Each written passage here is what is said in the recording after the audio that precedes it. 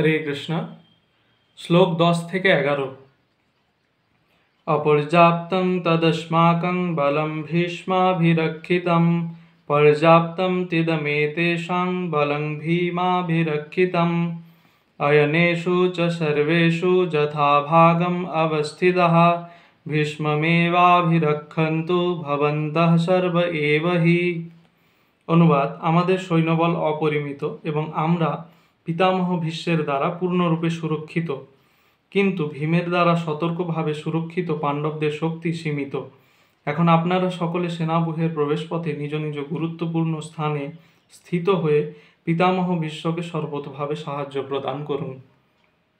তাৎপর্য: এখানে দুর্যোধন পাণ্ডব পক্ষ ও কৌরব পক্ষের সামরিক শক্তির তুলনা করেছে।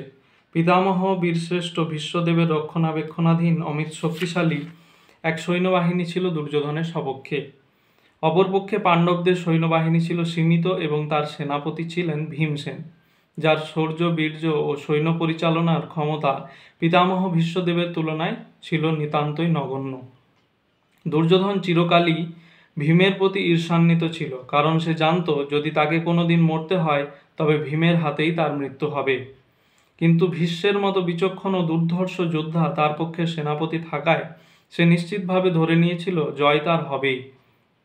দুর্যোধনের প্রতিটি কথাতে বোঝা যাচ্ছে যুদ্ধজয় সম্বন্ধে তার মনে কোনোই সংশয় ছিল না। ভীষ্মের শৌর্যবীর্যের প্রশংসা করার পরে দুর্যোধন বিবেচনা করে দেখল অন্যেরা মনে করতে পারে তাদের শৌর্যবীর্যের গুরুত্ব লাঘব করে হেয় করা হচ্ছে, তাই তার স্বভাবসুলভ কূটনৈতিক চাতুরীর সাহায্যে সেই পরিস্থিতির ভারসাম্য বজায় রাখার জন্য সে উপরোক্ত কথাগুলি বলেছিল। এভাবে সে মনে করিয়ে দিল যে ভীষ্মদেব যত বড় যোদ্ধাই হন তিনি বৃদ্ধ হয়ে পড়েছেন এবং সব দিক থেকে তাই ভীষ্মদেবকে তাদের সকলেরই রক্ষা করা উচিত। যুদ্ধ করতে করতে যদি তিনি কোনো একদিকে এগিয়ে যান তাহলে শত্রুপক্ষ তার সুযোগ নিয়ে অন্য দিক থেকে আক্রমণ করতে পারে। তাই অন্য বীরপুঙ্গবেরা যাতে নিজ নিজ স্থানে অধিষ্ঠিত থেকে শত্রু সৈন্যকে ব্যূহ ভেদ করতে না দেয় তার গুরুত্ব সম্বন্ধে দ্রোণাচার্যকে দুর্যোধন মনে করিয়ে দিয়েছিল। দুর্যোধন স্পষ্টই অনুভব করেছিল যে কুরুক্ষেত্রের যুদ্ধে তার জয়লাভ সম্পূর্ণভাবে নির্ভর করছে ভীষ্মদেবের ওপর।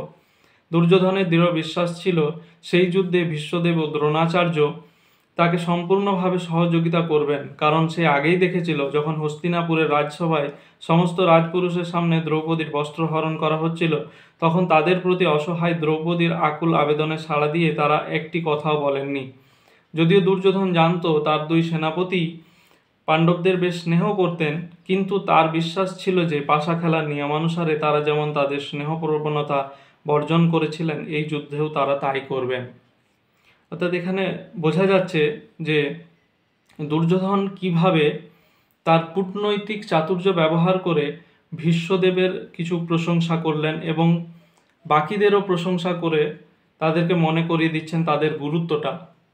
এবং তিনি মনে করছেন যে যেহেতু দ্রোণাচার্য এবং ভীষ্মদেব তার সেনাবাহিনীতে আছেন তাই তার বিজয় সম্পূর্ণরূপে তিনি মনে করছেন যে যুদ্ধে তার জয় হবেই। তো এখানে আরেকটা জিনিস দেখতে পাওয়া যাচ্ছে যে দুর্যোধন কিন্তু ভীমের প্রতি সবসময় ঈর্ষান্বিত ছিল। কারণ কি, যখন দ্রৌপদীর বস্ত্রহরণ হচ্ছিল তখন ভীম তাকে বলেছিল যে ভীমই তাকে হত্যা করবে, তাই তার মৃত্যু যেহেতু ভীমের হাতেই হবে তাই বরাবরই ভীমের প্রতি সে ঈর্ষান্বিত ছিল। এবং এই যে দ্রোণাচার্য এবং ভীষ্মদেবকে তার সেনাবাহিনীতে নিয়ে সে মনে করত যে এই যুদ্ধে তারা পাণ্ডবদের প্রতি স্নেহ প্রবণতা বর্জন করবে, যেমন তারা দ্রৌপদী বস্ত্রহরণের সময় সে রাজসভায় তারা স্নেহ প্রবণতা বর্জন করেছিলেন। হরে কৃষ্ণ।